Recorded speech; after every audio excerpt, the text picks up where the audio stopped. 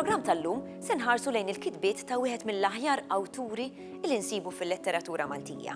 Se nitkellmu dwar Franz Sammut, kif ukoll dwar xogħlietu fosthom ir-romanzi Il-Gaġġa u Samuraj. Franz Sammut twieled ħażebbuġ fit-19 ta' Novembru 1945. Ħal edukazzjoni tiegħu fil-Kulleġġ ta' San Luigi u fil-Kulleġġ ta' San Mikiel għat-taħriġ tal-Allima. Iggradwa fil-Malti u l-Arbi. Sammut kien għalliem, surmast u aktar tard konsulent tal-kultura għall-Prim Ministru ta' Malta. Fis-sittinijiet kien wieħed mill-fundaturi tal-Moviment Ewmien Letterarju, moviment li rid jitbiet mir-romantiċiżmu, kemm tematikament kif ukoll stilistikament. Sammut kien membru tal-Akkademja tal-Malti u rebaħ diversi premijiet letterarji. Xi kitbiet tiegħu fosthom Il-Gaġġa u Samuraj inqraw minn ġenerazzjonijiet ta' Maltin, peress li dawn kienu parti mis-sillabu tal-Malti. Sammut miet fl-4 ta' Mejju 2011.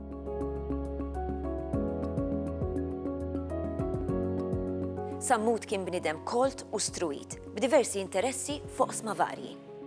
Jiena meta nitkellem dwar il-kontribut letterarju ta' Franz Sammut qed nitkellem dwar missieri, jiġifieri għandi mod soġġettiv ħafna kif inħares lejh. U allura nippreferi nikkwota x'kien għal ħaddieħor. Fiċkunitu, f'Żożitu ossija, nies bħal Pawlu Xwiereb kien semmih bħala wieħed mill-istilel il-ġodda tal-firmament letterarju Malti. Wara mewtu, Peter Serracino Nglot kien sejjaħlu saħansitra ikona nazzjonali. Alfred Sant kien faħħar l-eleganza tal-istil tiegħu. U oħrajn tkellmu dwaru għal kontributi li ta' mhux biss fil-letteratura f'dik li ngħidula fiction, imma pereżempju Henry Frendo kien sottolinja l-kontribut tiegħu anki fl-istorja, fl-istorjografija. Franz Sammut kien bniedem determinat iżda wkoll ġenwin. Il-karattru tal-papà kien bħal ta' kulħadd ieħor, issa ġifieri ma naħsibx li kien speċjali jew differenti, kellu ħafna dimensjonijiet. Li kellu żgur il-papà forsi aktar minn oħrajn, illi kien assertiv u xi kultant assertiv ħafna. Minnu dajjef dik l-assertività jifhimha bħala xi ħaġa oħra, ma dik problema ta' minnu dajjef. Jiena jidhirli li kien bniedem assertiv, kien anki jaf ikun ġentili u kellu wkoll sa ċertu punt żewġ kien jilbes mantar barra id-dar u mbagħad xi jidħol id-dar jinżaw, l-istess bħal ħafna nies oħrajn. Jiġifieri id-dar pereżempju miegħi ħafna drabi tkellem dwar l-aspett spiritwali tal-ħajja. Jiġifieri fil-ħajja personali tiegħu kien kif intebaħ Oliver Frigieri meta l-papa ħareġ il-kummentarju tiegħu dwar id-Da Vinci Code, dak ir-romanzi kien tant tagħmel ta' skandlu kważi 20 sena ilu, Oliver Frigieri kienu kollu intebaħ bl-ispiritwalità tal-papa. Ġifieri il-papa kellu spiritwalità fil-ħajja privata, fil-ħajja pubblika ma kien antiklerikali u kien jagħti l-impressjoni illi s-sens qawwi tiegħu ta' ugwaljanza kellu jirbaħ fuq is-sens tiegħu ta' dak illi hu ġust, li ma kienx il-każ. Franz Sammut kienet tinteressaħ ukoll il-politika.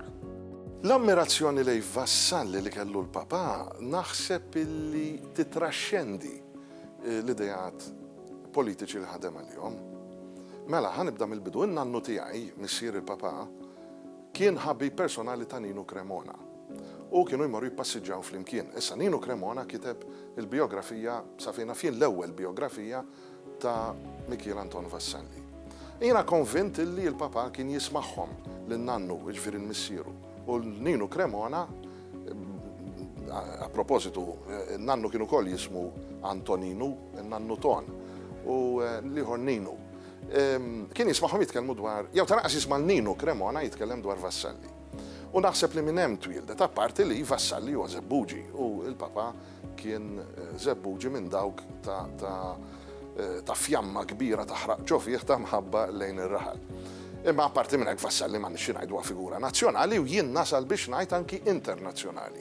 U x'inhu Vassalli kien bħal ħafna intellettwali ta' żmienu entużjast ħafna bl-idejat tar-Rivoluzzjoni Franċiża.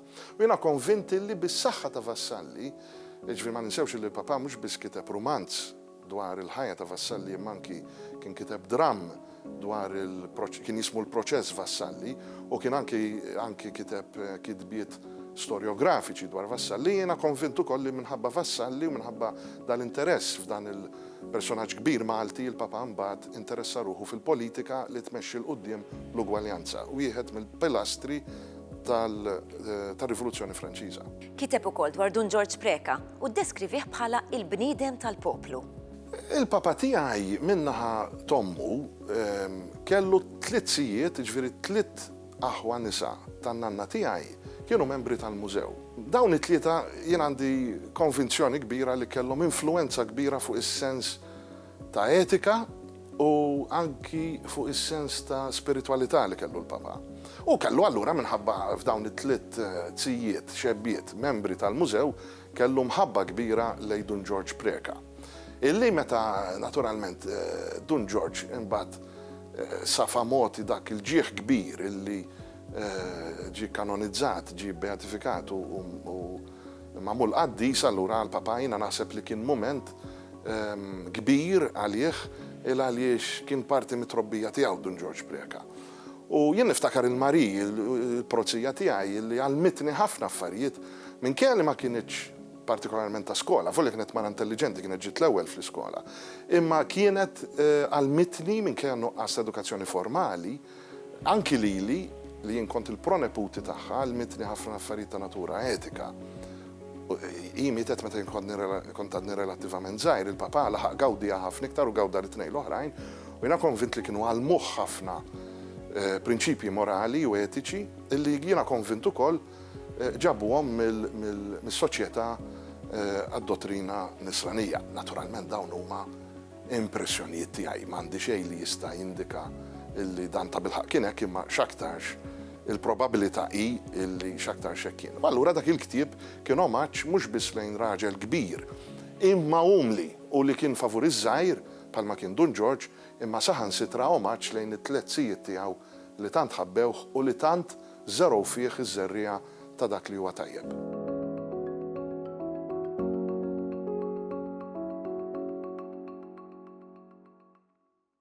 Inħarsu issa lejn xi xogħlijiet ta' Frans Sammut.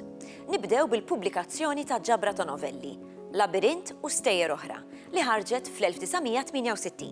Dawn l-istejjer jitrattaw temi differenti fosthom ir-relazzjonijiet, iż-żożija u d-divertiment.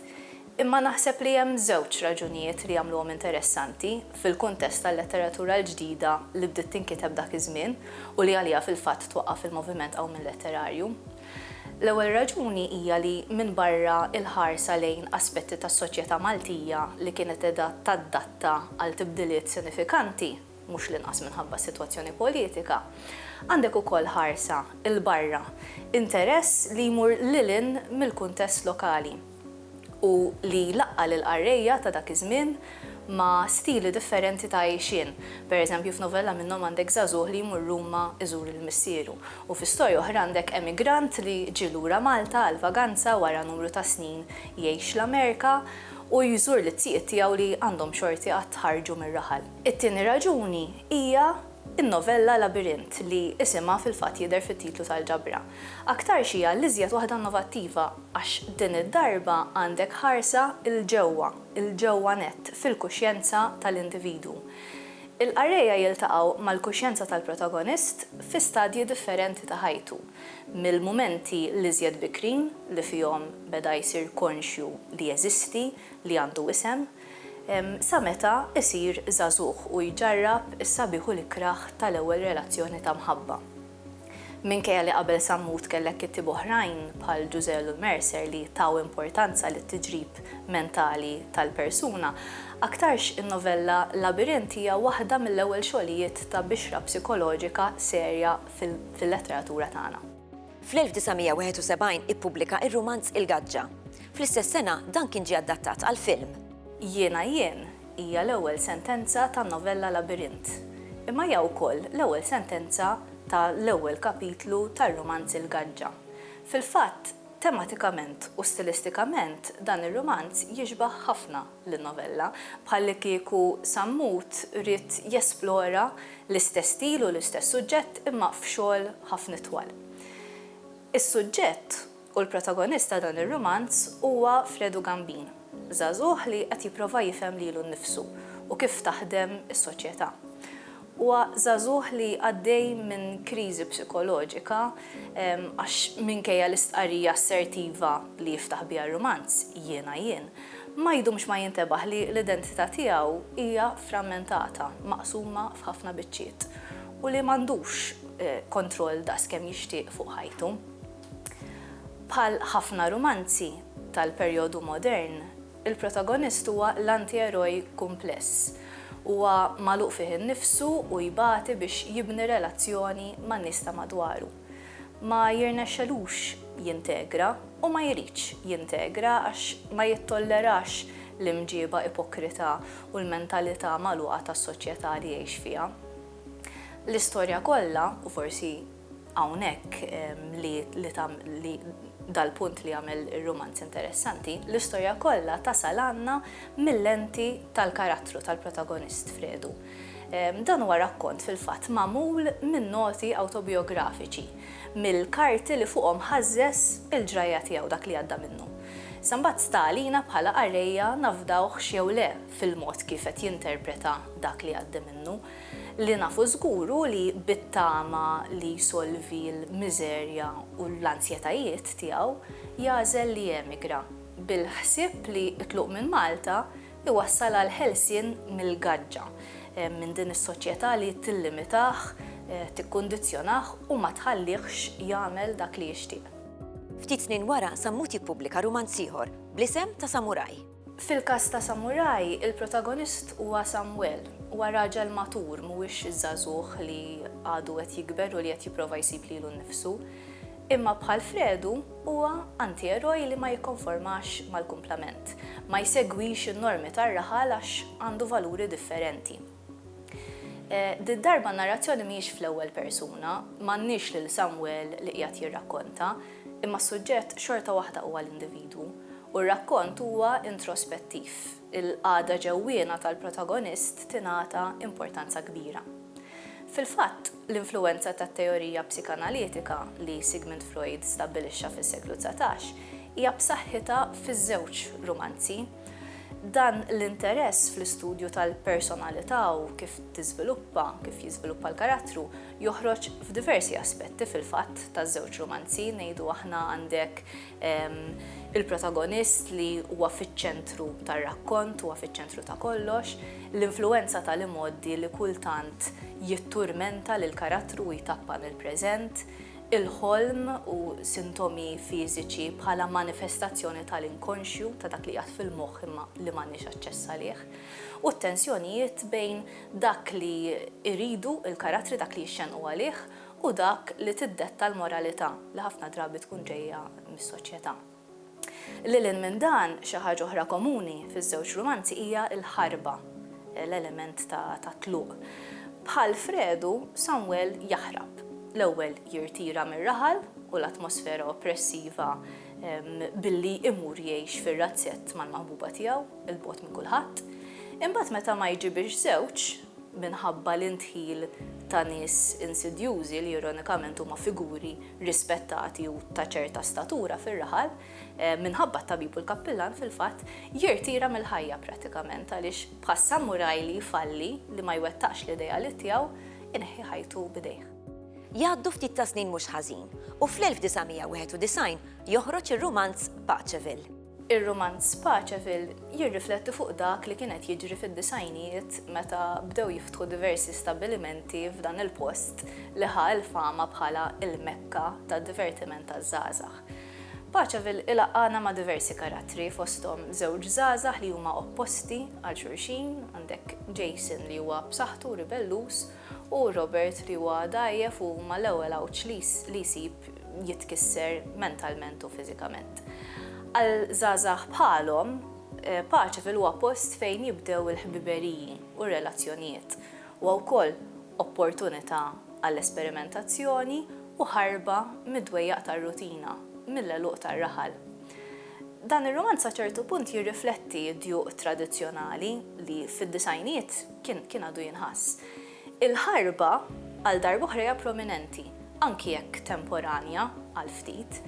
Imma fil-waqt li fir-romanzi l-oħra ta' Sammut tinħass ċerta simpatija maż-żagħżugħ li jirribella, mal-karattri li jitbedu mill-insularità u mill-oppressjoni tar-raħal, f'dan il-każ l-attitudni hija iżjed waħda ta' ġudizzju. Paċevel isir il-post li jaljena liż-żgħażagħ permezz ta' sfin, l-alkoħol, is-sess, id-droga.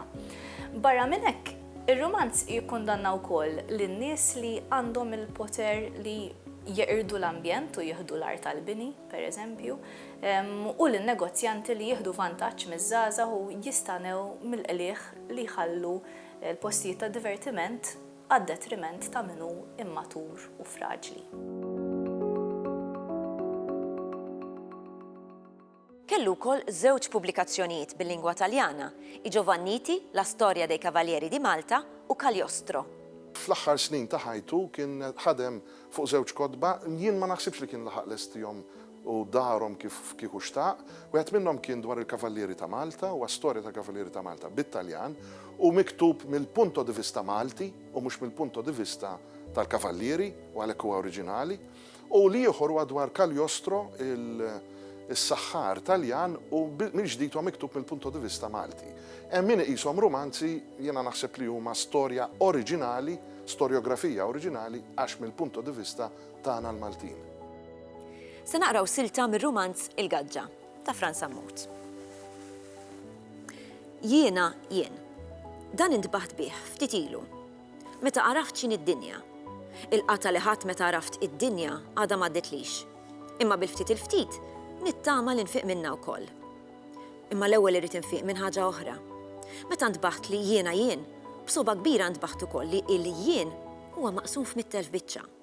Bħal weraq li jinqalgħu mill-frijaj fil-ħarifa, jaqgħu mal-art u jinkinsu mir-riħ li jollihom u jferrixhom lawn u lin. U mbagħad meta jgħeda, iħallihom imwaħlin f'bosta mkejjen. Hekk jien. Kull min jafni għandu biċċa mill-jien tiegħi.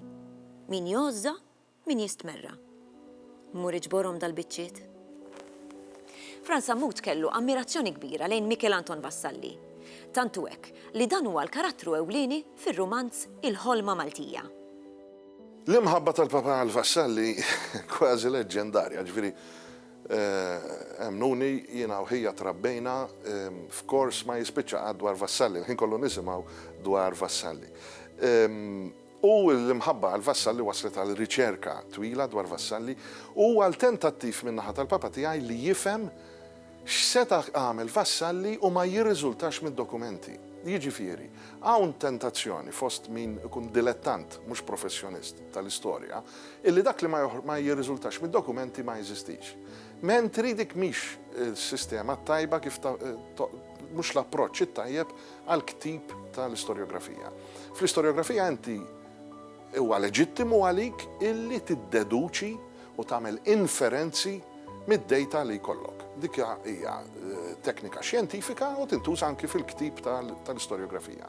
U l-Papa minn ċerti elementi ipprova jasal għal ċerti konklużjonijiet dwar il-ħajja ta' Vassalli. Imma peress li hemm dak id-dubju metodoloġiku għax ma jkunx hemm provi primarji, evidenza primarja, ma tkun ipotesi insejsa fuq l-estrapolazzjoni, fuq l-inferenza, fuq id-deduzzjoni, allura ipprefera il-medium tal-letterarju, tal-romanz. Allura l-ħolma Maltija huwa romanz illi qed juża Malti Vassaljan. Ġifieri dak hemmhekk qabad il-leksikon il-Papa u ħall it-terminoloġija tiegħu mill-leksikon. Dak mill-punto di vista lingwistiku. Mill-punto di vista letterarju qed jipprova jressaq interpretazzjoni tal-ħajja ta' Vassalli imsejsa fuq inferenzi u deduzzjonijiet illi f'ambitu xjentifiku jaf ikollhom reċezzjoni differenti. Naqraw silta minn Il-ħolma Maltija, mit-tieni taqsima, il-kapitlu Lin-Nazzjon Maltija. Intom għalhekk, hija ċittadini sħabi, li l-imħabba lejn art twelidna u l-ġid ta' kulħadd jinsabu eqreb lejn qalbkom minn kull ħaġa oħra, ilqgħu b'ferħa din il-ħidma li jiena għandi x-xorti nressaq qudiemkom, bit-tama ħelwa li nista' nsib il-għoġba tagħkom u li bekk inrot ruħi ta' siwi mhux biss lir-Repubblika tal-Malmin, iżda wkoll lilkom, lil uliedkom u lil ulied uliedkom, kull meta wieħed ikun irid jistall il-ġid ta' din il-ħidma. Ejxu fil-għena. Nitfaw ħarsitna issa lejn il-pubblikazzjonijiet infushom taż-żewġ romanzi, Il-Gaġġa u Samuraj, kif ukoll l-edizzjonijiet differenti li ħarġu. Il-Gaġġa kien l-ewwel ktieb fis-sensiela Ktieb tax-xahar li bdiet tiġi ppubblikata fl-1969 u li għadha sejra sal-lum. Frans Ammut huwa fil-fatt l-awtur tal-Gaġġa li huwa l-ewwel ktieb li nieda anki l-Klabb Kodba Maltin. Fil-fatt il-Gaġġa għandu in-number one, in-numru wieħed fuq il-qoxra tiegħu. L-għażla ta' Frans Ammut saret minn Oliver Friġġieri fl-1996 meta il-Papa kien ħareġ bl-idea li insibu awturi biex jibda jippubblikalhom. Il-persuna nkarigat mill-Papa dak iż-żmien kien Oliver Friġġieri li ressaqlu numru ta' awturi dak iż-żmien kienu għadhom żgħażagħ. L-għażla fuq il-Gaġġa waqgħet minħabba it-tema tal-ktieb li qed juri Malta li hija għadha mibnija fuq soċjetà arkajka ħafna imma qed tipprova titrasforma għandek il-metafora tal-Gaġġa fiha nnifisha. Dan kien anki il-ħsieb wara l-għażla ta' Frans Ammut għal din l-ewwel ħarġa tal-klabb biex nuru lill-letteratura Maltija m'għadix ankrata f'dak li huma nqisu l-klassiċi ta' dak iż-żmien, ġifieri bħalma għandek Muscat Azzoppardi u bħalma kellek Gallia u Bonnici, imma hija letteratura li qed timraħ, li qed tħares il quddiem u anke qed mis-temi attwali li kienu ħajjin fl-aħħar ta' żmien 60 u fil-bidu ta' snin 70 tas-seklu ieħor. Fl-istess sensiela bin-numru 55 insibu romanz Samuraj. Fi żmienu dan kien ktieb skandaluż u ried pubblikatur kuraġġuż biex joħorġu. Ħalli nagħmel forsi nota żgħira. Il-ktieb mhuwiex skandaluż. Il-ktieb għal darb'oħra qed jitratta temi soċjali attwali ħafna f'dak iż-żmien fejn għandek Malta il-parti kbira ta' jew hemm biċċa mill-soċjetà għadha rurali tgħix fil-kampanja u tgħix minn fuq il-bejjem u minn fuq l-għelieqi u għandek ukoll is-sinjur li qed jara fil-kampanja il-mezz tal-mistrieħ tiegħu għandek din id-dialettika u hemmhekk inbena il-ktieb il-trama tal-ktieb Samuraj.